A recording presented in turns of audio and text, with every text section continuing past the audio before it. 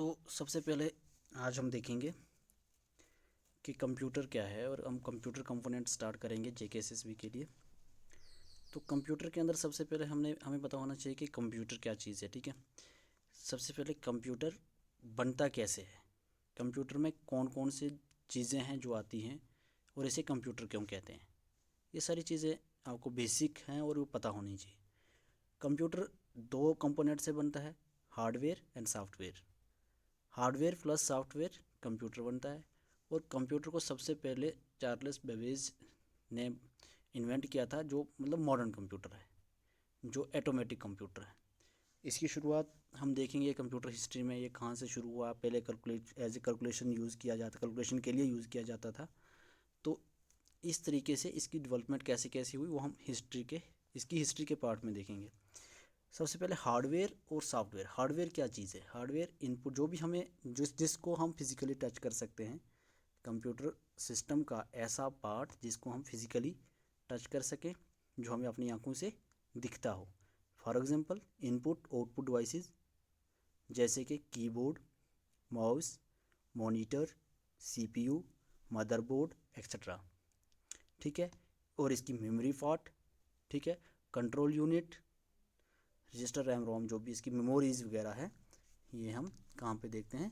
अपने हार्डवेयर के अंदर देखते हैं। ठीक है, सॉफ्टवेयर जो है क्या है? एक ऑपरेटिंग सिस्टम है, ठीक है, जो हमें नहीं देखता है, एक सेट ऑफ प्रोग्राम है। ठीक है, सॉफ्टवेयर क्या होता है? एक सेट ऑफ प्रोग्राम होता है जो हम टच नहीं कर सकते और ना ही अपनी आंखों से देख सकते, लेकिन उस पर हम क्या कर सकते हैं? अपने अपना जो वर्क है, जो अपने इंस्ट्रक्शन हैं, वहाँ पे चला सकते हैं और अपना आउटपुट ले सकते हैं। ठीक है, कंप्यूटर एक लैटिन वर्ड है, कंप्यूटरा मीनिंग कैलकुलेट। कंप्यूटर एक लैटिन वर्ड से आया है, कंप्यूटर वर्ड जो है एक लैटिन वर्ड से आया है जिसका मतलब होता है कैलकुलेट। ठीक है, इसके फीचर्स क्या क्या हैं? स्पीड बहुत ज़्यादा है एज़ कम्पेयर टू मैनुअली हम जब करते हैं। तो कंप्यूटर में जब हम ऑनलाइन या कंप्यूटर के अंदर कोई भी काम करते हैं, वो जो घंटों का काम है विद इन सेकेंड हो जाता है। इसकी एक्यूरेसी ज़्यादा है, क्योंकि इंसान को कोई अगर एरर ढूंढना है तो काफ़ी टाइम लगता है। यहाँ पे कंट्रोल एफ करो, फाइंड करो, एरर देखो क्या है, आप फाइंड कर सकते हो, रिप्लेस कर सकते हैं, चेंज कर सकते हैं विद इन सेकेंड। कन्वीनियंट है ये, ऑटोमेटिक होता है, वर्सटाइल है, डिलीजेंस है, मतलब बहुत सारे एक हिसाब से आप कह सकते हो कि ये काफ़ी इंटेलिजेंट है एज़ पर एक ह्यूमन ब्रेन के हिसाब से देखें। ऐसे तो ब्रेन काफ़ी इंटेलिजेंट है, बट हमें उतना एटोमाइजेशन नहीं आता कि हम कैसे एकदम से कहाँ से कौन सी चीज़ कैसे निकाल सकें। ठीक है, और इसके अंदर स्टोर भी कर सकते हैं हम, और इसमें सेक्रेसी भी रख सकते हैं, प्रोटेक्शन रख सकते हैं, अपना प्रोटेक्ट कर सकते हैं, कोई भी डॉक्यूमेंट, कोई भी अपना फाइल जो है, इसको हम प्रोटेक्ट कर सकते हैं। मैंने पहले ही कहा कि कंप्यूटर के अंदर कुछ प्रोसेस होता है, जैसे कि सेट ऑफ कमांड। हम कमांड क्या होती है? कमांड जो हम कंप्यूटर को कहते हैं कि आपने ये करना है। फॉर एग्जांपल हम कमांड कंप्यूटर में कैलकुलेशन कर रहे हैं, हम बोलेंगे कि आपको 20+30 करना है, तो वो हो गई एक कमांड जो हम इसके अंदर लिखेंगे इनपुट डिवाइस के ज़रिए। तो सेट ऑफ कमांड होती है इंस्ट्रक्शन, और सेट ऑफ इंस्ट्रक्शन बनता है प्रोग्राम।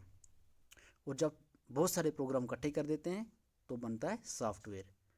आप ऐसे कह सकते हो कि सेट ऑफ कमांड्स मतलब बहुत सारी कमांडें इकट्ठी करेंगे, एक इंस्ट्रक्शन बनेगी, एक बहुत सारी इंस्ट्रक्शंस को इकट्ठा करेंगे, प्रोग्राम बनेगा, बहुत सारे प्रोग्राम्स को इकट्ठा करेंगे तो सॉफ्टवेयर बनेगा। ठीक है, यहाँ तक आपको समझ आए? उसके बाद होता है कि फंक्शनिंग ऑफ कंप्यूटर, कंप्यूटर काम कैसे करता है। ठीक है, 4 बेसिक फंक्शन है कंप्यूटर के। इनपुट फंक्शन होता है इसका, प्रोसेसिंग होता है, आउटपुट फंक्शन होता है, और डाटा को स्टोर कैसे करना है। जो डाटा स्टोर होता है हमारे रैम या रोम में, वो कैसे स्टोर होगा, ये इसके बेसिक फंक्शन है। और भी फंक्शन है, प्रोसेसिंग कैसे होती है वो हम आगे देखते हैं। अब इनपुट फंक्शन ये कैसे करता है? इनपुट करता है by input devices. Input devices को यूज़ करके हम इनपुट देते हैं। इनपुट डिवाइसेस कौन कौन से? Keyboard, mouse, microphone, scanner, camera, sensor etcetera. ठीक है, ये कुछ इनपुट डिवाइसेस हैं जिनके ज़रिए हम इनपुट दे सकते हैं, कमांड दे सकते हैं अपने कंप्यूटर सिस्टम को कि तूने ये चीज़ परफॉर्म करनी है। ठीक है, उसके बाद होता है प्रोसेसिंग। प्रोसेसिंग में ही डाटा स्टोर हो जाता है जब हम प्रोसेस करते हैं तो वहाँ उसके बाद प्रोसेस के बाद हमारा डाटा हमारे पास स्टोर हो जाता है। ठीक है, प्रोसेसिंग के लिए हमारे पास यूनिट्स होते हैं, जैसे हमारे कंट्रोल यूनिट हैं, एलयू जो भी है। उसके बाद डाटा हमारा स्टोर हो जाता है, या तो हार्ड डिस्क में एचडीडी, एसएसडी, मेमोरी कार्ड होता है, पेन ड्राइव हो सकता है, ऑप्टिकल डिस्क हो सकती है। ठीक है, और आउटपुट हमें कैसे मिल सकता है? By using output devices. Output devices में क्या क्या है? Monitor, printer, speaker, headphone, screen projector, plotter. ये डिपेंड करता है कि हमें किस चीज़ का कैसा आउटपुट चाहिए, और ऐसे ही इनपुट के लिए भी डिपेंड करेगा कि हमने किस तरह का इनपुट देना है। अगर हमने साउंड में इनपुट देना है तो माइक्रोफोन चाहिए। अगर हमने किसी इमेज को स्कैन करके देना है, किसी डॉक्यूमेंट को स्कैन करके देना है, तो हमारे पास स्कैनर चाहिए। हमने पिक्चर लेनी है तो कैमरा चाहिए, तो या टच करना है तो सेंसर चाहिए। तो ये सारी चीज़ें डिपेंड करती है as per the requirement of individual या यूज़र। ठीक है, उसके बाद कंप्यूटर सिस्टम का कंसेप्ट, मतलब कंप्यूटर में कैसे काम होता है, जो मैंने आपको ऊपर समझाया उसी का ये पार्ट है। लेकिन इसमें इनपुट आता है, रैम में जाएगा, रैम से रजिस्टर, शॉर्ट मेमोरी स्टोर होती है यहाँ पे। तो यहाँ से प्रोसेस होगा control unit, ALU unit, logic unit में होने के बाद कैलकुलेशन या जो भी प्रोसेस होगा, उसके बाद फिर से ये रैम में आएगा और स्टोर हो जाएगा परमानेंटली हमारे स्टोरेज में, जहाँ से हमें आउटपुट मिल जाएगा और हम इसका काम ख़त्म हो जाएगा। कैसे? ये ब्लॉक डायग्राम है, आप इस ब्लॉक डायग्राम को याद रखिएगा। इनपुट देंगे, प्रोसेस होगा, स्टोर होगा, आउटपुट मिलेगा। ठीक, अब कंप्यूटर की डेफिनेशन क्या है? एक मतलब हम कह सकते हैं कि एक सब्जेक्टिवली एक डेफिनेशन भी कंप्यूटर की कुछ होगी। तो ऐसे तो मैंने आपको समझाया कि कंप्यूटर जो है हार्डवेयर और सॉफ्टवेयर का एक कॉम्बो है। ठीक, तो एक computer system is electronic device that takes raw data as input from user and process this data under the control of set of instructions या प्रोग्राम कह सकते हैं, and gives the result output and save output for future reference. ठीक है, computer जो है एक electronic device है जो रे डाटा को इनपुट एज इनपुट लेता है और प्रोसेस करके हमें फाइनल आउटपुट देता है जो हमारी रिक्वायरमेंट होती है, एक सिंपल भाषा में। अब पता होना चाहिए कि डेटा क्या चीज़ है, प्रोसेसिंग क्या होता है, इन्फॉर्मेशन क्या है। तो ये सारी चीज़ इन्फॉर्मेशन, जैसे मैंने आपको ऊपर बताया कि ये सेट ऑफ इंस्ट्रक्शन होता है। ठीक है, या मतलब आउटपुट होता है, सॉरी, ये एक्चुअली इन्फॉर्मेशन जो होती है, जो मीनिंगफुल इन्फॉर्मेशन, मीनिंगफुल आउटपुट जो हमारे पास निकल के आता है। तो डाटा क्या चीज़ है? Collection of basic facts and figure without any sequence.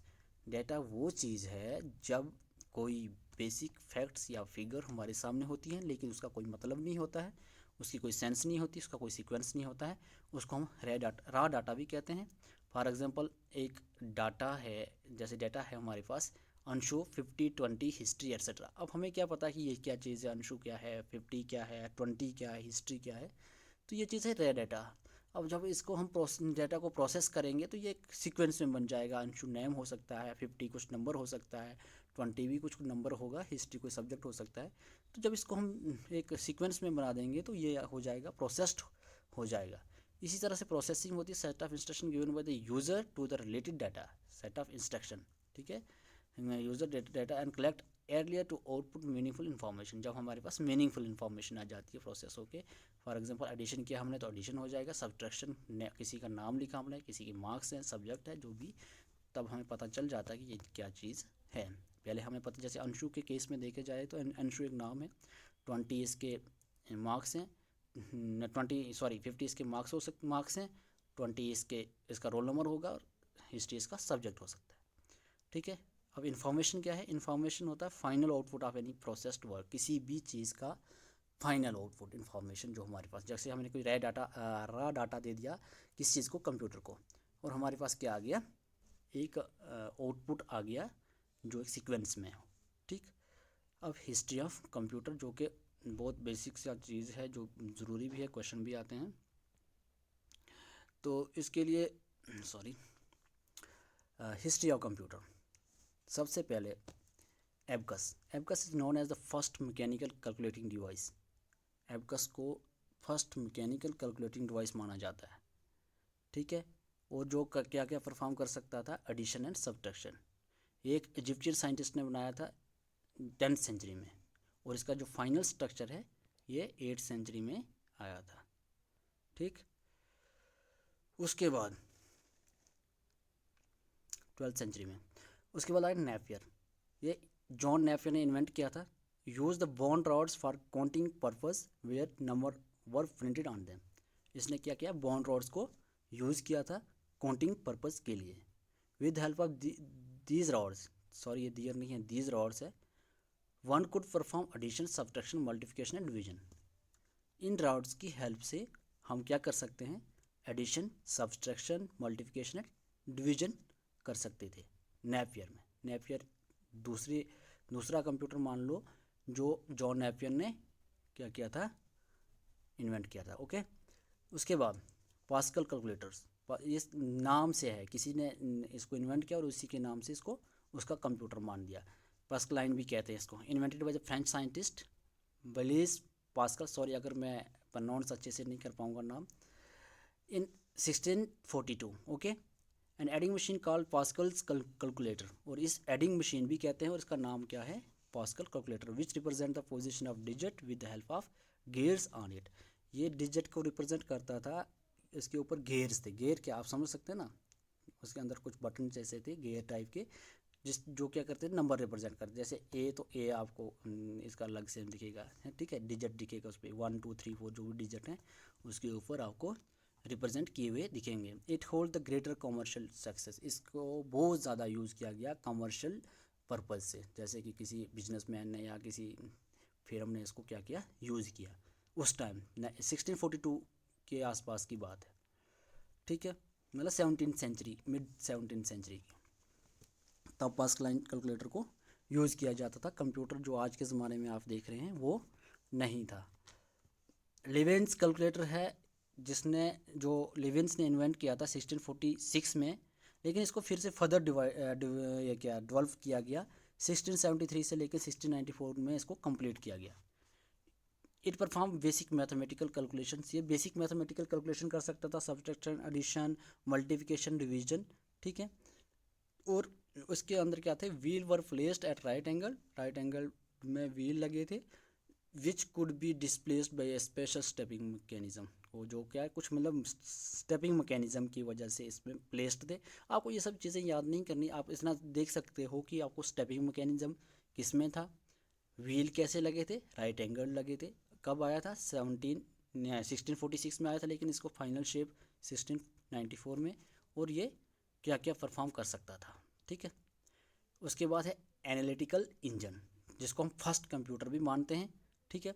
The first fully automatic calculating machine constructed with the British computer pioneer Charles Babbage. ये जो है चार्ल्स बेबेज ने first automatic computer analytic engine, जिसको हम first automatic computer भी कहते हैं, वो इन्वेंट किया।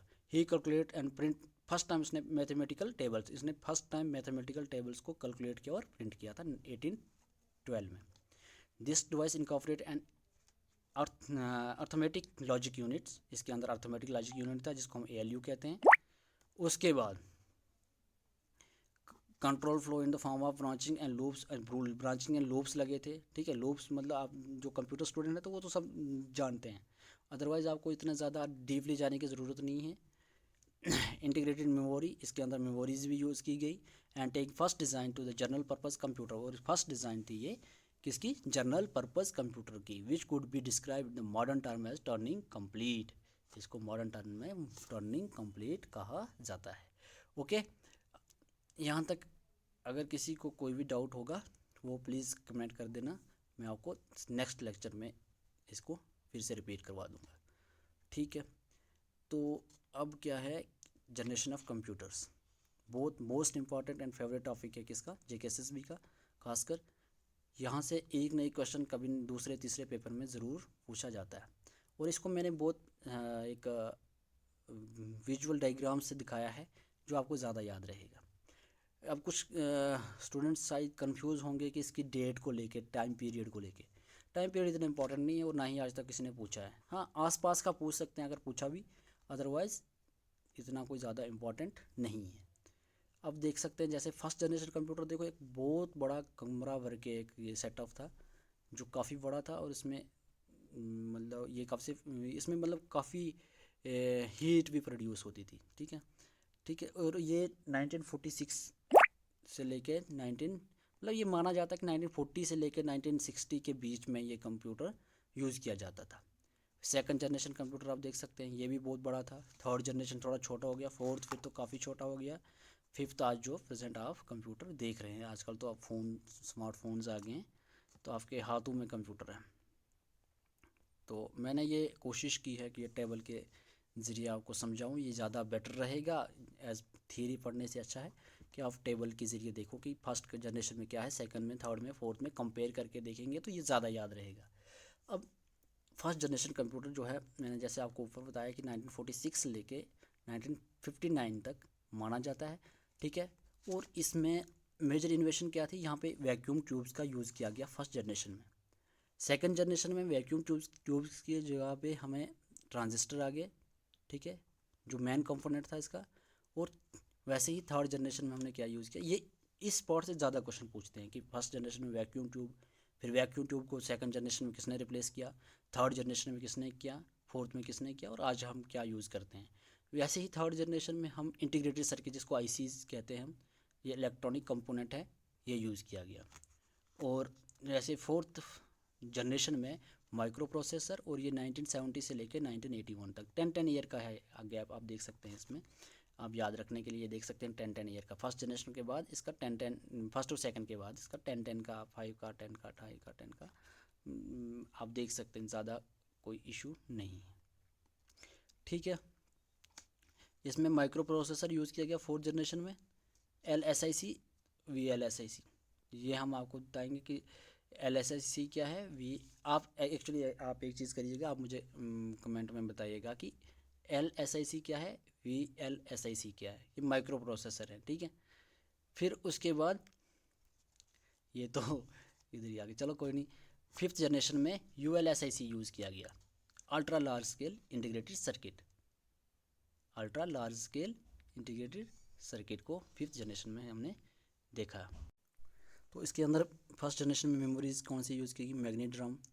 इसकी एक्सटर्नल स्टोरेज हम 5 कार्ड यूज़ करते थे फर्स्ट जनरेशन में। उसके बाद इनपुट आउटपुट डिवाइसेस, हमारे पास 5 कार्ड एज ए इनपुट और पेपर एज ए आउटपुट होता था। और इसके अंदर लैंग्वेजेस जो यूज़ की गई, low level machine language use की गई, ठीक है। ऑपरेटिंग सिस्टम, तब कोई ऑपरेटिंग सिस्टम नहीं होता था, ह्यूमन ही ऑपरेट करता था स्विचेस को। सेटअप स्विचेस जो होता है ह्यूमन को खुद करना, इंसान को खुद करना पड़ता था। फिर साइज़ इसका बहुत बड़ा था, और इसके एग्जांपल्स जो हैं ENLAC, EDVAC, EDVAC और यूनिवैक वगैरह है, ठीक है, ये आप देख सकते हैं। इसके बाद सेकंड जनरेशन में जो मेमोरी यूज़ होती है, रैम और रोम तब आ गई थी, तब यूज़ होने लगी थी, ठीक है।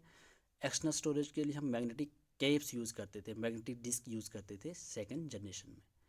इनपुट आउटपुट डिवाइसेस हमारे पास मैग्नेटिक टेप, पंच कार्ड्स और पेपर फॉर आउटपुट, ठीक।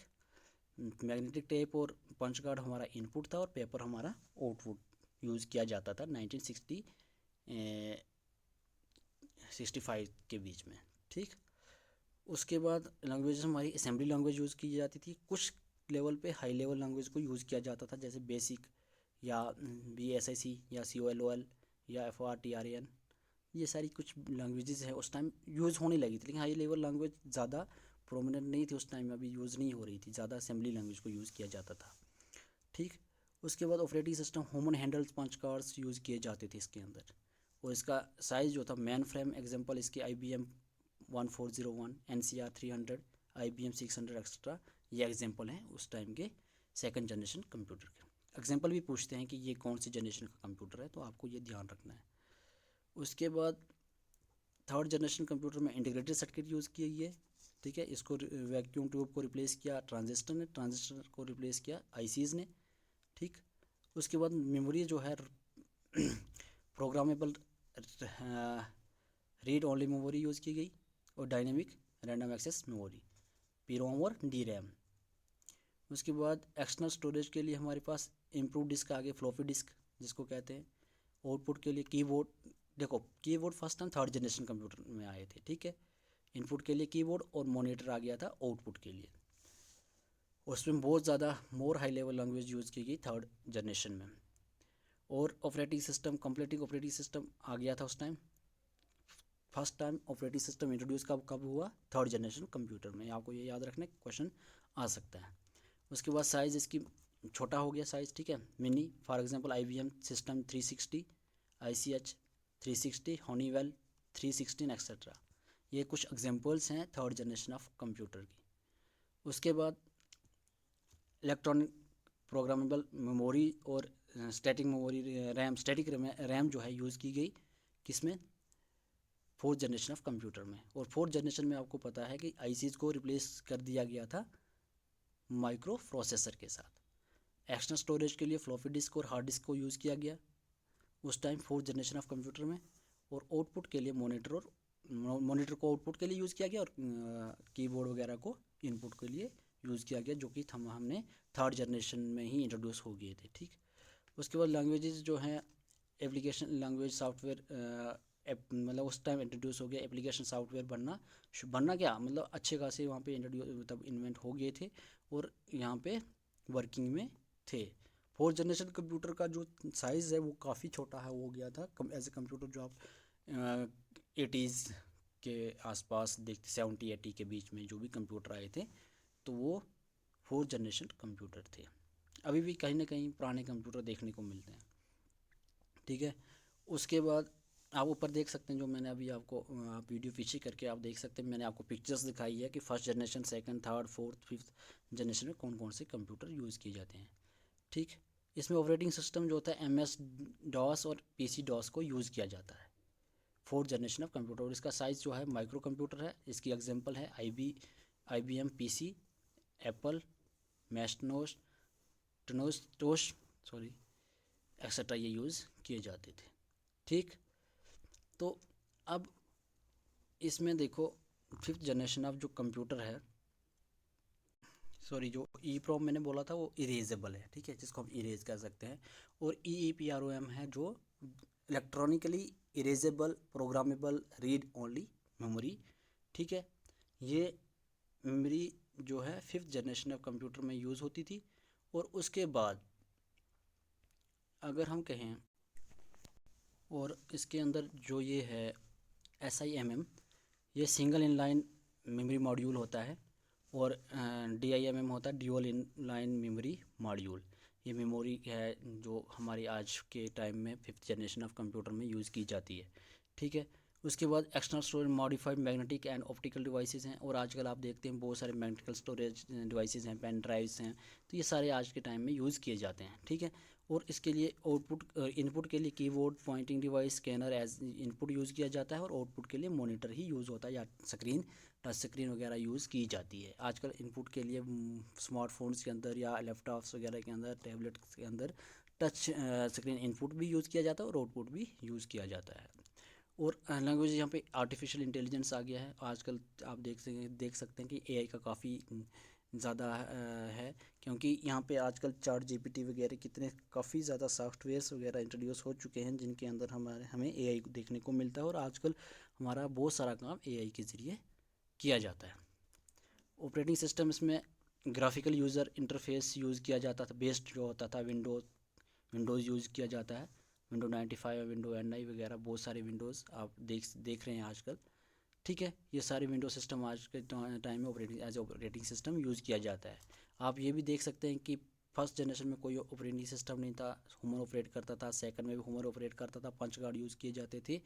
और थर्ड जनरेशन में ऑपरेटिंग सिस्टम को इंट्रोड्यूस किया गया। फोर्थ जनरेशन में MS DOS और PC DOS को यूज़ किया गया।